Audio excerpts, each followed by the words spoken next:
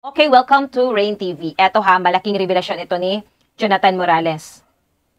Yung pagsisiwalat niya ng katotohanan after nung hearing nung April 30, maraming tumawag sa kanya. Kinabukasan, May 1, nakausap niya si Romy Enriquez.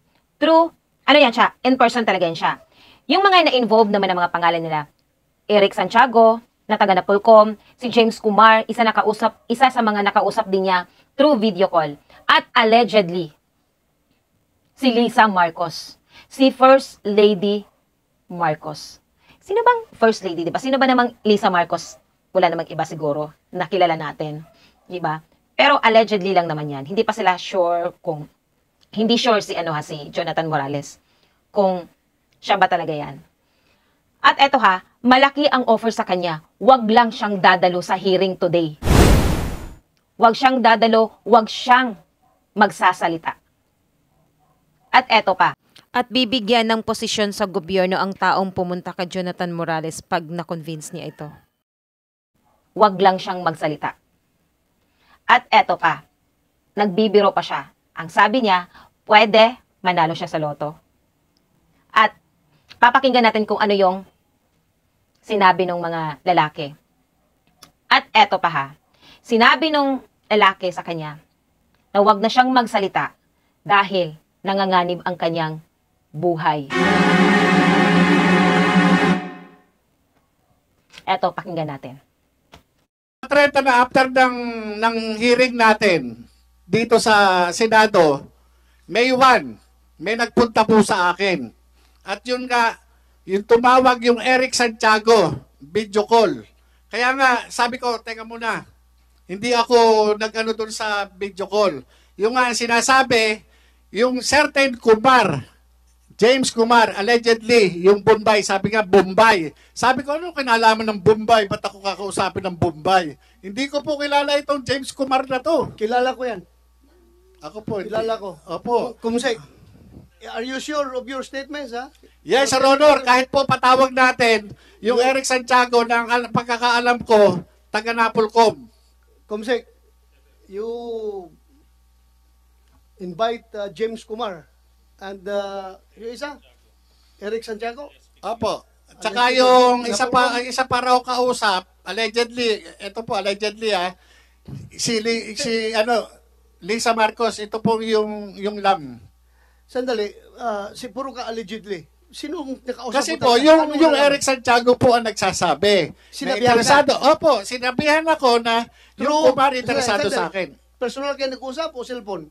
Yung po yung nagpunta po sa akin, naka-video call po sila. Sino yung nagpunta sa'yo? Si Romy Enriquez po. Romy Enriquez. Kumusay, take note. Pumunta sa'yo, naka-video call. Yes, Sir Honor. Pinadinig niya sa akin. Sinong nagsalita doon sa video call?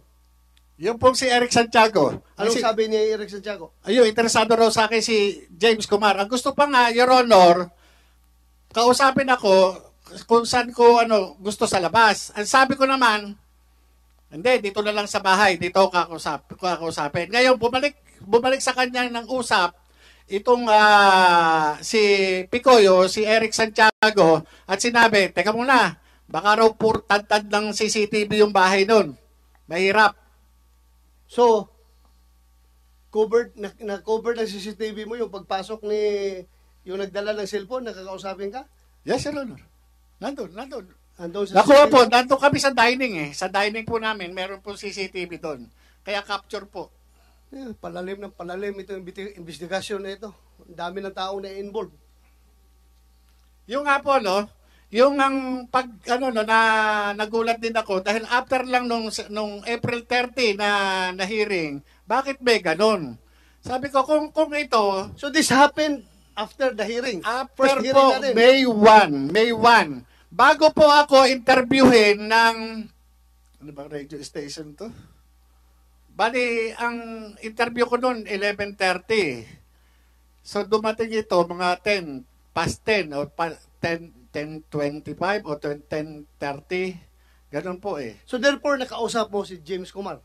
Hindi po, yun lang yung nagsasabi na ang interesado sa akin, yung James Kumar at ito yung ako yung naging pag-uusap nila nung nag-usap sila na three-way. Sino yung three-way? Nag-usap ng three-way? James Kumar, tapos yung isa pa na yung parang Lisa na yun po yung So, anong pinarating sa'yo? Yung nga po, wag na magsalita. Para wag na siya magsalita. Kasi ang mangyayari dyan, papatayin yan. Kaya padre, sabi nga ganun nung kaibigan ko, hindi natin maano kung anong desisyon niya. Kasi yan, nagulat din. Nagulat. Nagulat siya doon sa nangyari. Lumabas yung yung trabaho na yan eh. Yun yung pero wala akong papapangako sa'yo. Hindi, sabi pa nga ganun, magiging director ka. Sabi pa nga sa kanyang ganun. Magiging Director ng Director siguro sa gobyerno, Your Honor. Sino magiging director? Ikaw? Yung kausap, yung nagpunta sa amin. Yung kausap Kasi, sabi niya, Sino ikaw yun? naman, yung Romy Enriquez, si Rolo. Romy Enriquez. Ngayon, ikaw naman ang handler dyan eh. Hindi. Sabi niya, hindi ako handler niyan. Yan, may sariling isip yan. Inaano nga niya, eto. Kaya niya, sabi pa nga niya, sinabihan ko yan, padre. Sinabihan ko yan to si Kuya Jonathan. Na wag nang kasi nag-uumpugan yung Duterte at saka Marcos. Baka madamay siya. Sinabihan ko yan. Yan po yung word ni Romy Enriquez doon sa CCTV. Sinabihan ko yan. Ngayon, yung si Picoy o si Eric Santiago, napaka-insisting niya.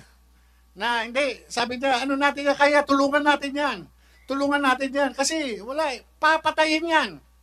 Tingnan nyo, Your Honor, yung posisyon Sinong ko papatayin? ako daw. Ang nagsabi si? Yung Picoy, yung Eric Santiago, Your Honor, ang alam ko, taga Napolcom yun eh. Kumsek, invite Eric Santiago, Napolcom. Bakit ka naman papatayin? Ay, hindi ko po alam dahil po dito siguro. Kasi sa akin lang po, trabaho lang eh.